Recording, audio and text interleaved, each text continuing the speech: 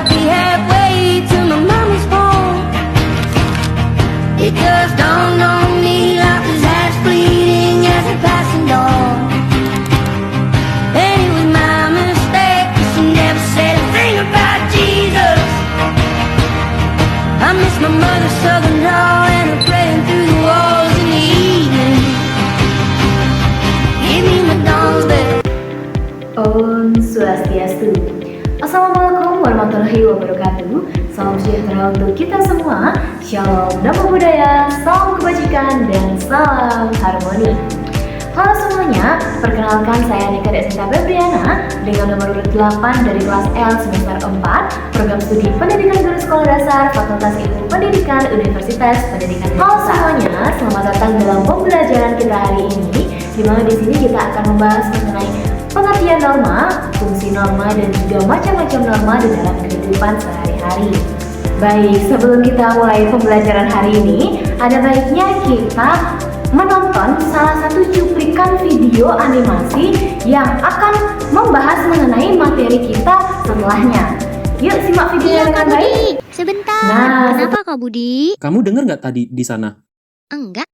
Aku nggak dengar apa-apa. Ayo kita lihat.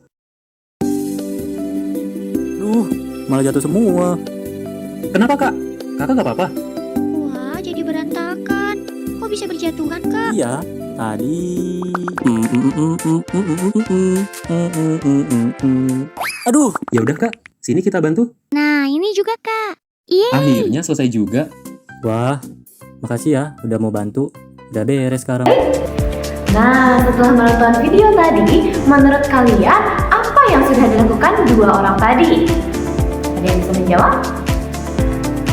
Ya, benar sekali. Dua orang tadi sudah melakukan kebaikan di mana dia membantu orang lain saat sedang kesusahan, yaitu saat kardusnya sedang berantakan atau terjatuh saat sedang dibawa. Jadi dua anak tadi membantu melakukan atau membereskan kardus-kardusnya. Oke, kita next nonton video kedua. Ya, baik Pak. Sebentar lagi saya sampai ke sana.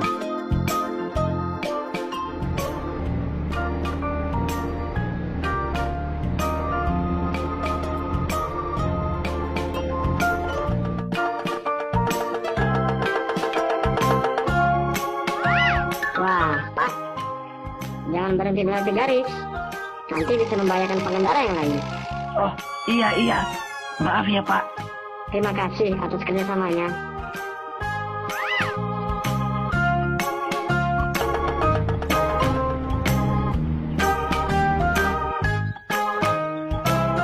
Kalau mau nyebrang di sini saja. Ada rambu penyeberangannya dan lihat kanan kiri dulu sebelum nyebrang. Kedua.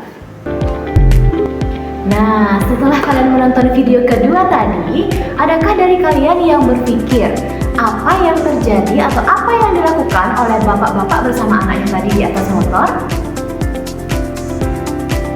Dan apa yang dilakukan pemotor dengan motor ninja tadi? Ada yang berpikir tidak? Itu apakah mereka melanggar aturan atau sudah benar pada taat aturan? Ya, benar sekali.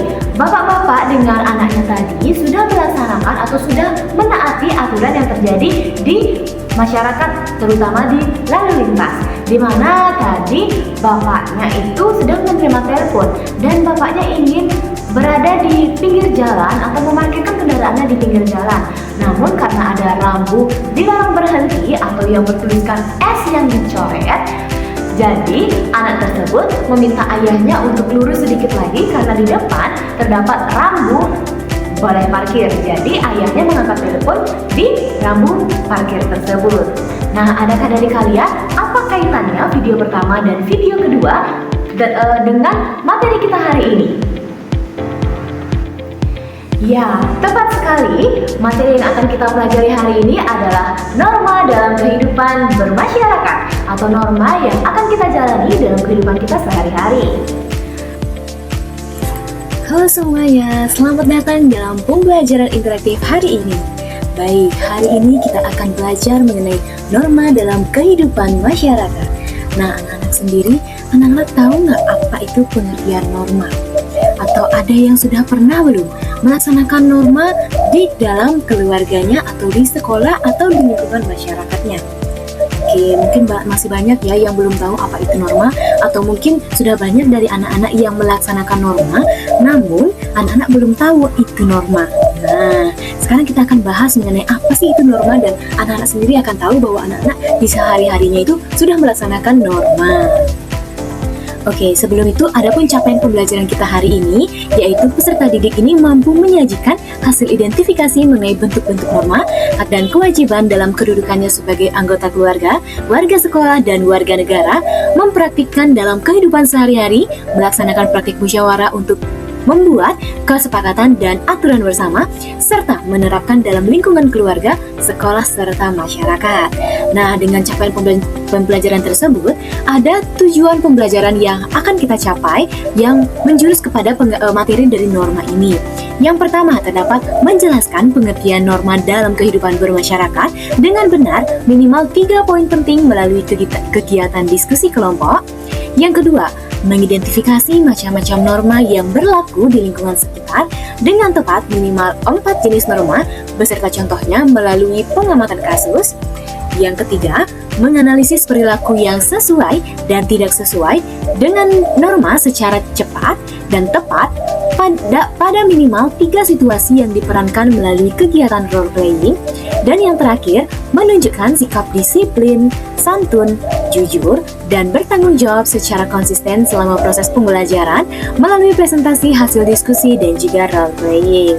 Oke, kegiatan kita sangat menarik ya, karena akan ada sesi diskusi serta ada nanti anak-anak akan role playing atau memperagakan. Baik, tadi kita sudah membicarakan mengenai norma dan anak-anak sudah pasti penasaran mengenai apa sih itu norma, dan tadi Ibu sempat bilang bahwa kalian pasti sudah melaksanakan norma namun kalian tidak sadar bahwa itu yang disebut norma. Oke, norma ini adalah seperangkat aturan sosial atau panduan hidup manusia yang tidak tertulis dan berlaku dalam kehidupan bermasyarakat. Nah, norma sendiri akan mempengaruhi tindakan dan kehidupan sosial kita, baik secara individu ataupun kelompok secara luas. Yang artinya, jika kalian melanggar norma, yang akan dirugikan itu pasti akan tidak hanya diri sendiri saja, tetapi juga masyarakat lain atau orang lain yang ada di sekitar kita. Nah, jika tidak ada norma ini, apa yang akan terjadi? Pernahkah kalian berpikir bahwa norma ini sangat penting? Dan jika memang tidak ada, bagaimana kehidupan kita jika tidak ada norma ini? Nah, jika tidak ada norma ini, kehidupan kita yang awalnya teratur dan tentram, damai, maka akan dapat menjadi kacau atau akan terjadi kekacauan. Maka dari itu, aturan dalam bentuk norma ini tetap dibutuhkan dalam kehidupan masyarakat. Yang artinya kita sangat berkaitan ya di kehidupan kita sehari-hari, baik itu di rumah, di sekolah, ataupun di masyarakat, kita tentunya sangat memerlukan norma atau aturan ini. Anak-anak berpikir tidak bahwa norma ini penting di kehidupan kita? Ya, benar sekali, karena norma ini yang mengatur hidup kita agar kita ini bagaimana cara kita bersikap, bagaimana cara kita membuat kehidupan kita ini menjadi aman, tentram, dan juga damai. Nah, menurut anak-anak, tadi pengertian norma itu sama dengan aturan. Nah, apa fungsi dari norma ini sebenarnya? Kenapa kita harus mengikuti norma atau kenapa kita tidak boleh melanggar norma? Adapun fungsinya di sini adalah yang pertama itu memberi batasan yang berupa perintah atau larangan bagi individu maupun masyarakat untuk berperilaku. Jadi ketika kita berperilaku itu terdapat aturan yang mana yang boleh atau yang mana yang tidak boleh kita lakukan. Nah, itulah yang namanya norma, dan fungsi norma ini untuk memberikan batasan dari perilaku kita. Nah, norma di sini untuk memaksa individu maupun masyarakat luas dapat menyesuaikan dirinya dengan nilai-nilai yang berlaku di masyarakat dan menjaga solidaritas antar anggota masyarakatnya. Yang artinya di sini nilai-nilai yang berlaku di masyarakat, semisal kita melakukan sikap dengan santun kepada orang yang lebih tua. Nah, itu juga termasuk norma. Jadi fungsi norma ini untuk memberikan batasan untuk perilaku apa yang boleh kita lakukan atau apa yang tidak boleh kita lakukan. Dengan fungsi itu, maka norma ini perlu disosialisasikan atau diimplementasikan ya, karena memiliki peran yang sangat krusial atau peran yang sangat penting dalam mewujudkan ketertiban sosial di masyarakat. Oke, mengetahui dari fungsinya berarti norma itu sangat penting banget ya di kehidupan kita ya. Dan coba kalian pikir, dalam keluarga kecil kalian deh, jika tidak ada aturan atau tidak ada norma, Semisal contoh ada anak yang berbicara kasar kepada orang tuanya. Nah, apa yang akan terjadi? Tentunya anak itu pasti yang pertama akan kena marah oleh orang tuanya. Yang kedua, anak itu sudah pasti tidak memiliki adab atau tidak memiliki sopan santun. Kepada orang tuanya saja bisa seperti itu, apalagi kepada orang banyak di luar sana. Jadi norma inilah penting diajarkan mulai dari sejak dini agar anak-anak itu dapat memahami pentingnya bersikap santun, bersikap sopan kepada orang lain. Baik, selanjutnya melewati dari fungsi norma dan juga pengertian norma yang sudah kalian pahami. Selanjutnya terdapat jenis-jenis dari norma. Nah, norma ini memiliki beberapa jenis yang membedakan antara perilaku dan juga sanksi-sanksinya. Yang pertama terdapat norma kesusilaan, ada norma hukum, norma agama, dan juga norma kesopanan. Nah, di sini Ibu akan menjelaskan satu-satu mengenai pengertian dan juga contoh-contoh dari jenis-jenis norma ini ya. Yang pertama terdapat norma kesusilaan. Nah, tahukah kalian apa itu norma kesusilaan? Norma kesusilaan merupakan suatu peraturan hidup yang berasal dari hati nurani manusia, di mana norma ini bersifat umum atau universal yang artinya dapat diterima oleh seluruh umat manusia. Oke, jadi norma kesusilaan ini lebih pada bagaimana hati kita bersikap baik kepada orang lain seperti itu. Contohnya adalah bersikap jujur. Nah, jujur ini kan termasuk hati nurani kita, bagaimana hati kita berbicara yang sebenarnya seperti itu. Dan juga sikap untuk menghargai orang lain. Selanjutnya terdapat norma agama. Nah, dari anak-anak sendiri, anak-anak sudah mengetahui bahwa agama yang dianut oleh warga Indonesia saat ini kan ada banyak, tidak hanya satu agama atau dua agama saja. Nah, norma agama ini penting adanya untuk sebagai pedoman yang berasal dari ajaran agama itu sendiri, di mana berfungsi untuk mengatur perilaku manusia berdasarkan keyakinannya dan juga nilai-nilai religius dari agama yang dianut masing-masing. Bayangkan, jika ada 6 agama di sini dan kita saling ribut satu sama lain, kan tidak akan terjadi ketentraman, tidak akan terjadi kedamaian, kita akan ribut terus. Nah, bagaimana cara mengatur perilaku manusia jika seperti itu?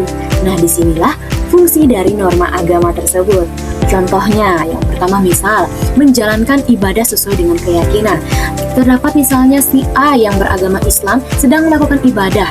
Nah, si B mengajak, yang agama lain mengajak si A untuk bermain. Apa yang kalian lakukan? Ya, benar sekali ya. Jadi si B seharusnya menunggu si A untuk menuntaskan atau menyelesaikan terlebih dahulu ibadahnya, baru bisa bermain bersama. Jadi itu termasuk contoh perilaku mematuhi dari norma agama. Dan itu terdapat tidak mencuri. Nah, kenapa tidak mencuri? Karena perilaku itu kan dilarang dalam agama. Agama apapun melarang untuk melakukan pencurian. Jadi dengan tidak melakukan pencurian itu juga termasuk menaati dari norma agama.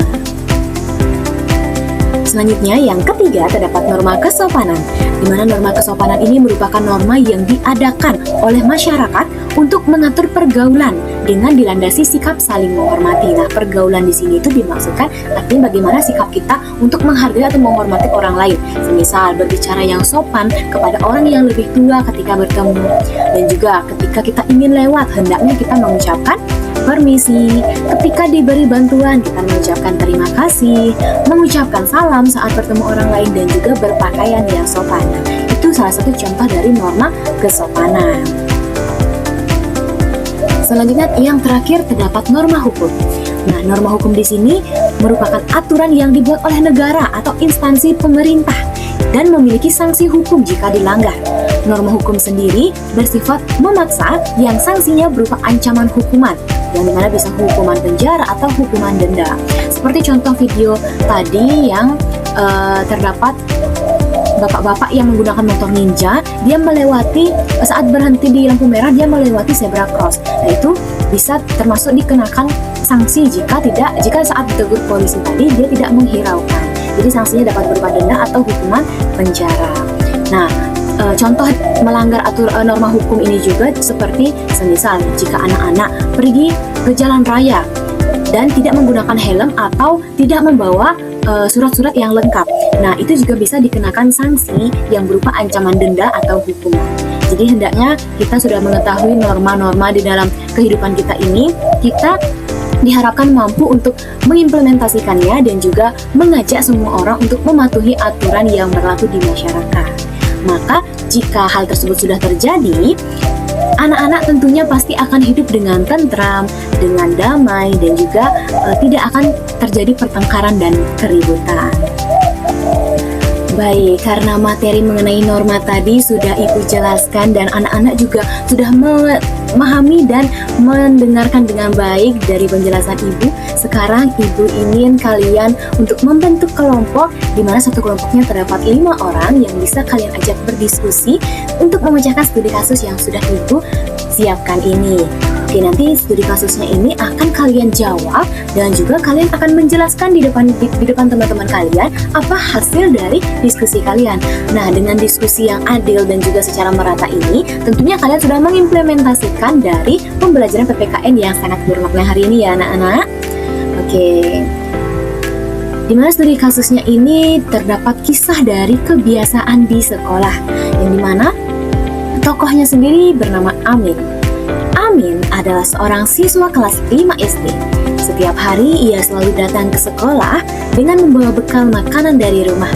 Suatu hari, ketika ia sedang makan bekal di kelas, temannya yang bernama Budi meminta untuk mencicipi bekal Amin.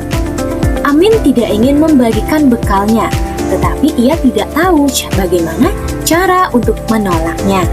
Untuk pertanyaannya, yang pertama, kira-kira menurut anak-anak, norma apa yang dilanggar? Dan siapa yang melanggar? Pertanyaan kedua, mengapa perilaku yang dilakukan tokoh tersebut tidak baik? Dan yang ketiga, bagaimana solusi dari kalian untuk menghadapi kasus seperti yang dirasakan Amin ini? Oke, baik, Ibu berikan waktu selama 15 menit untuk kalian berdiskusi. Kemudian kelompok yang terpilih nanti akan mempresentasikan hasil dari studi kasus ini. Baik, silakan ya anak-anak, jika ada yang ingin bertanya, bisa langsung bertanya kepada Ibu, jangan malu-malu agar studi kasus kalian dan presentasi kalian dapat berjalan dengan lancar. Semangat anak-anak.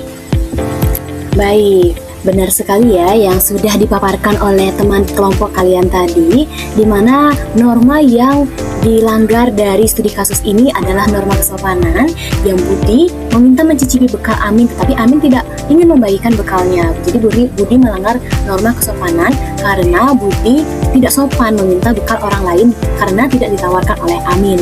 Dan mengapa perilaku itu tidak baik? Karena melanggar privasi orang, atau Budi ini melanggar kenyamanannya Amin. Amin tidak menawarkan bekal kepada Budi, maka Budi tidak boleh meminta bekalnya Amin, seperti itu. Dan bagaimana solusi yang dapat kalian berikan dari studi kasus ini? Sebaiknya Amin di sini sebaiknya Amin di sini meminta Budi untuk tidak mencicipi bekalnya, atau mungkin Amin harus memberikan alasan kepada Budi kenapa Amin tidak ingin berbagi bekalnya, atau mungkin Amin saat itu membawa bekalnya sedikit dan juga misalnya Amin saat itu sedang lapar dan lain-lain. Nah, Budi sendiri juga harus meminta maaf karena telah meminta secara gamblang bekal ingin mencicipi bekalnya Amin, seperti itu. Baik anak-anak, terima kasih banyak sudah mengikuti kasus yang sangat baik hari ini, dan Ibu percaya kalian sudah sangat memahami ya mengenai pengertian norma, jenis-jenis norma, dan juga bagaimana kasus-kasus yang terjadi pelanggaran norma di dalam kehidupan kita sehari-hari. Untuk selanjutnya kita akan melaksanakan role playing. Nah, apakah kalian tahu apa itu role playing? Nah, role playing di sini sendiri itu bermaksud seperti memeragakan peran. Perannya sendiri peran yang berada di dalam masyarakat itu sendiri, baik dari lingkungan keluarga, lingkungan sekolah, atau lingkungan masyarakat. Role playing di sini untuk memerankan peran masyarakat yang akan mengaitkan dengan norma yang ada di masyarakat itu sendiri. Baik, kalian dapat berkumpul pada kelompok yang masing-masing dan berdiskusi. Kalian akan memerankan peran apa? Jika sudah menentukan perannya dan juga menentukan bagaimana jalan ceritanya yang berkaitan dengan norma, kalian dapat memerankannya di depan teman-teman sekalian. Ibu akan berikan waktu selama 15 menit untuk kalian berlatih memerankan peran yang berkaitan dengan norma di dalam kehidupan sehari-hari. Silakan. Baik, dari anak-anak apakah sudah siap untuk memeragakan role playing hari ini? Jika ada yang ingin bertanya dan juga jika ada yang ingin berdiskusi dengan rekan-rekannya, bisa bertanya pada ibu dan berdiskusi pada rekan-rekannya ya. Jika sudah siap, boleh mengangkat tangan yang ingin memerankan perannya terlebih dahulu. Baik, yang pertama ibu akan menunjuk kelompok 4 untuk memeragakan peran atau role playing mengenai norma di depan teman-teman sekalian. Dan teman-teman yang tidak memeragakan bisa memberikan pendapatnya bagaimana peran mereka, apakah sudah baik atau apa ada yang perlu diperbaiki atau bagaimana ya. Baik, beri tepuk tangan yang meriah untuk kelompok 4 karena sudah melaksanakan role playing dengan sangat baik di depan kelas. Jadi, kelompok 4 ini memeragakan norma kesopanan, dan dimana terdapat ada yang memerankan menjadi kakek-kakek dan juga nenek-nenek, ada juga yang memerankan menjadi anak muda yang sedang lewat di depan kakek-kakek dan nenek-nenek. Jadi, untuk memenuhi norma kesopanan atau mengimplementasikan norma kesopanan ini, anak muda tersebut bagaimana? Ya, melakukan melaksanakan atau dia mengucapkan kata permisi kepada orang yang lebih tua. Jadi kita harus bersikap lebih sopan di depan orang yang lebih tua. Jadi itu juga termasuk mengimplementasikan norma kesopanan. Jadi anak-anak sudah mengerti ya apa itu norma dan bagaimana implementasi norma secara nyata, baik itu di lingkungan keluarga, lingkungan sekolah ataupun lingkungan masyarakat. Oke, pembelajaran hari ini berarti kita sudah selesai di penghujung kegiatan pembelajaran, di mana norma sendiri merupakan suatu aturan yang digunakan untuk membatasi perilaku manusia agar manusia tersebut dapat berperilaku sesuai dengan nilai-nilai yang ada di masyarakat. Baik, jika anak-anak sendiri nih, karena sudah memahami apa itu norma dan juga jenis-jenis normanya, jika anak-anak ibu minta membuat jurnal refleksi, norma apa yang sudah kalian lakukan selama di rumah, di sekolah dan juga di masyarakat selama 1 minggu ini. Nah, jurnal refleksi ini bisa kalian kumpulkan di minggu depan pada pertemuan PPKN lagi bersama ibu, dan kalian harus mengumpulkan jurnal refleksinya full selama 1 minggu. Apakah kalian sudah melaksanakan norma hukum, norma kesopanan, norma kesusilaan, dan juga norma agama. Nah, dari jurnal refleksi tersebut dapat ibu nilai bahwa kalian sudah memahami belum yang namanya norma dan juga jenis-jenis norma yang dapat kalian implementasikan di lingkungan sekitar kalian. Baik, karena pembelajaran hari ini sudah sangat bermakna dan juga sudah sangat seru, dari mulai kalian berdiskusi, mulai mengamati materi, memahami video, terus berdiskusi mengenai studi kasus, dan juga kalian sudah memerankan peran atau role playing juga sudah sangat baik mengenai norma. Jadi ibu harap kalian dapat memahami secara konsep dan juga secara nyata bagaimana implementasi norma dan bagaimana pentingnya norma ini di dalam kehidupan kita sehari-hari ya anak-anak. Dan ibu harap kalian juga dapat mengamalkan peran kalian sendiri sebagai siswa, sebagai anak, dan juga sebagai warga negara yang baik terhadap norma sendiri. Kalian bisa juga mengajarkan teman-teman kalian di rumah, mengajarkan orang tua kalian bagaimana mengimplementasikan norma ini. Oke, karena pembelajaran kita telah selesai, ibu harap kalian dapat mengumpulkan jurnal refleksi minggu depan dengan sangat baik. Dan sebelum mengakhiri pembelajaran, kita akan melaksanakan doa, yang dimana doa ibu pimpin sesuai dengan agama dan kepercayaan masing-masing. Berdoa mulai.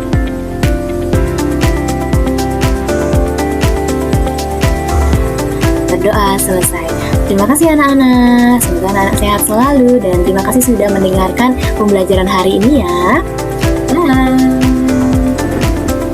Baik, dalam pembelajaran macam-macam norma ini, saya menggunakan pembelajaran Problem Based Learning atau PBL, karena model ini sesuai untuk membantu siswa memahami norma yang tidak hanya secara teori saja, tetapi juga penerapannya dalam kehidupan sehari-hari melalui masalah nyata yang dekat dengan pengalaman siswa sendiri, seperti pelanggaran tata tertib di dalam lalu lintas atau bersikap tidak jujur di dalam suatu kegiatan tersebut, di mana PBL ini melatih siswa berpikir lebih kritis, dapat menganalisis penyebab masalah dan juga dapat mencari solusinya dengan baik, serta mengambil keputusan secara tepat berdasarkan nilai serta aturan-aturan yang berlaku. Dengan yang demikian, PBL atau Problem Based Learning di sini efektif untuk menghubungkan antara pemahaman konsep norma di dalam materi sendiri dengan pembentukan sikap disiplin, tanggung jawab, jujur, santun dalam peserta didik.